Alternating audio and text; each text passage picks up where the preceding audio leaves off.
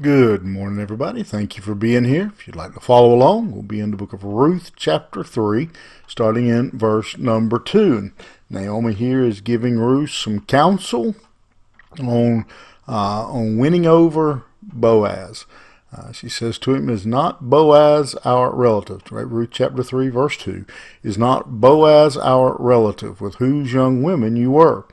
See, he is winnowing barley tonight at the threshing floor. Wash therefore and anoint yourself and put on your cloak and go down to the threshing floor, but do not make yourself known to the man until he has finished eating and drinking. But when he lies down, observe the place where he lies, then go and uncover his feet and lie down, and he will tell you what to do."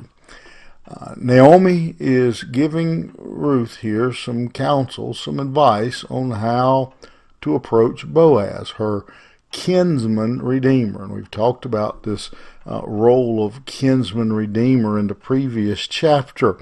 And so here he is, again, he is the kinsman redeemer of both Naomi and Ruth. Boaz has already shown an interest in Ruth.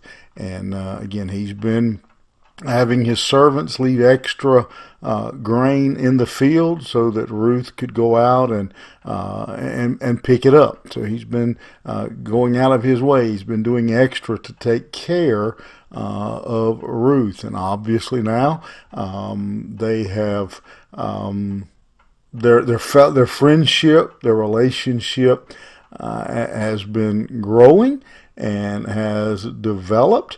And so that has moved on. But not only that, he is the one who fulfills the role of a kinsman redeemer.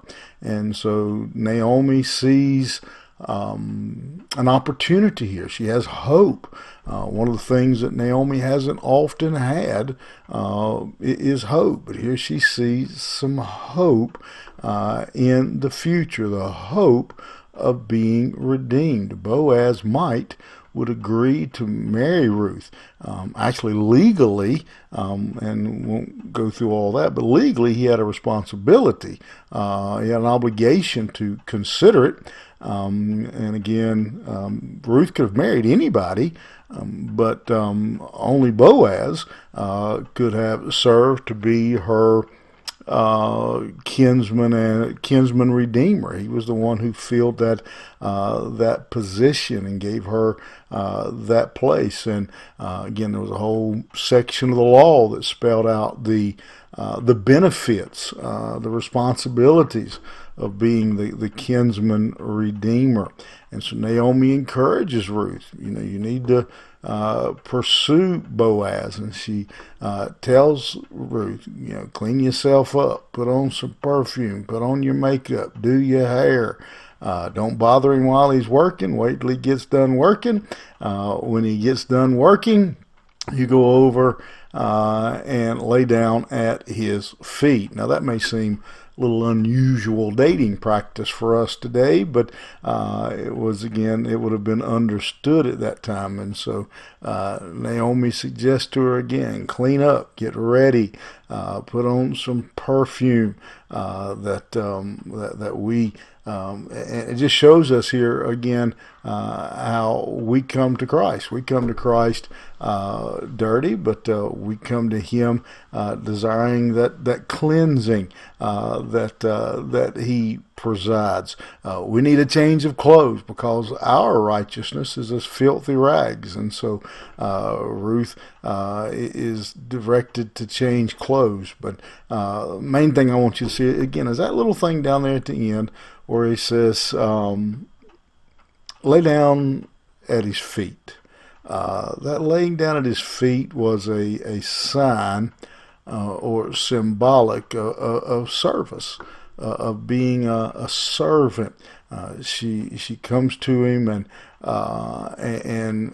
confesses by that act that she is his servant, that she wants to be part of Boaz's life. She's acknowledging her place, her position, and her need of him into her life. and she is basically, again, presenting herself for marriage. Great example again of coming to Christ. We come to Him really with nothing to offer, just like Ruth. Ruth had nothing to offer. Boaz, he had the money, he had the power, he had the prestige, he had the land, he had everything. She had nothing. She couldn't offer him a thing. She came to him empty-handed. When we come to Christ, we come to Him with nothing. We come to Him with nothing to offer. We need Him and what He can offer us. Ruth needed Boaz to redeem her, to be her kinsman redeemer. You and I, to come to Christ, we come to Him recognizing and acknowledging we have nothing. There's nothing we can offer. There's nothing we can do to cleanse ourself. We need a redeemer.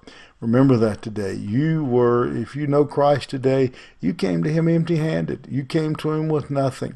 You had nothing to offer. You were poor, broke, and sinful, and God reached down and saved you in spite of that. Today, if you don't know Him, you have nothing to offer.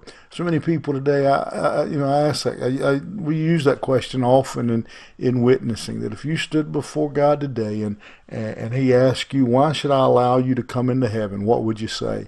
And it's interesting sometimes the answers you get to that question, but here's what I can tell you. None of those answers will work. You can't tell Him I sang in church, I gave money to the church, any of those things. There's only one answer that works, and that is, I have been redeemed by the blood of the Lamb. You and I, like Ruth, have nothing to offer. We need what our Redeemer has to offer. Remember that. Have a great day. We'll see you here tomorrow morning.